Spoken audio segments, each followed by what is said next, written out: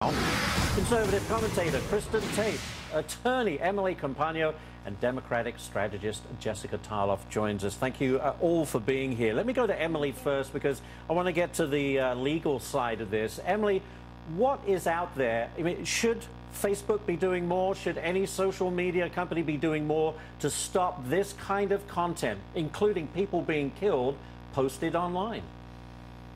That's the public sentiment right now, that they absolutely should be, in addition to being held liable for creating that content, for creating that platform.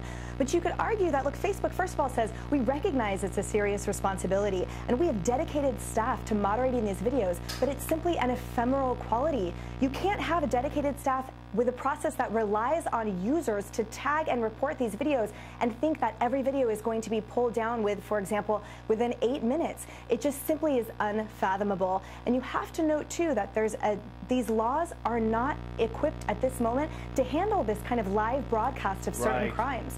So, for example, that rape that was broadcast the other day, well, are those viewers that saw that, are they witnesses? Are they hearsay? So these are the things that courts are going to have to determine when they now are faced with these new and novel situations. Well, that's a good point. It seems to me like technology is getting ahead of the law here. And, you know, the best thing about the internet is the internet. The worst thing about the internet is the internet. Yeah. Same with social media. Kristin, you know, that rape, horrible story, put up live on Periscope, another platform. Should these companies, should these social media platforms be doing more? I think they should. They have a responsibility because they reach so many people to hire more staff and do a good job of monitoring these videos.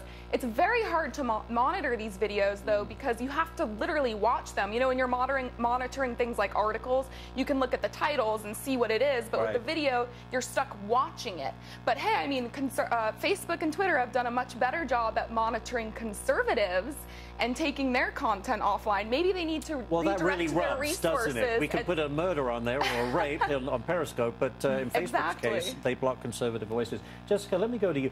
You know, look, by the very nature of it being live, it's live. It's happening right now. You can't stop it because it's already started. What's the answer to this, do you think? Well, I think to some degree it's more staff, it's more eyes on it. It's a community problem as well, like with Wikipedia, right? That it's self-editing, that we go around and if you see something that's false, you go in there and you edit it yourself.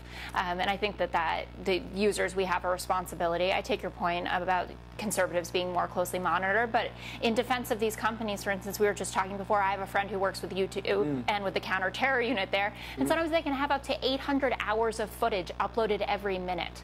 And they try to get as many videos off as they can. I mean, she told me that they get beheadings off on a daily basis. Oh my gosh. There's not a lot that you can do when it's just the number of hours and the sheer volume of it. But yes, more people who work there, and also more people, it's our responsibility as well to be reporting these things. Emily, at what point do you think the government gets more involved in this? We live in a free speech society and social media is an extension of that. Does the government have to get involved? They have been trying, and what we're seeing is an additional conflict here because these social media sites, for the point of data protection, it's fantastic that they're not, or loath to, turning over data to the Fed, but for this kind of situation when we need crimes to be proven and subsequently prosecuted, it's a tremendous roadblock that they are loath to turn over. And their public statements are, oh, well, we comply with urgent requests and whatnot, but the fact remains that they have a very steadfast laws and rules against turning over this data unless there is a certain process that has been gone through, and that just doesn't bode well for these crimes.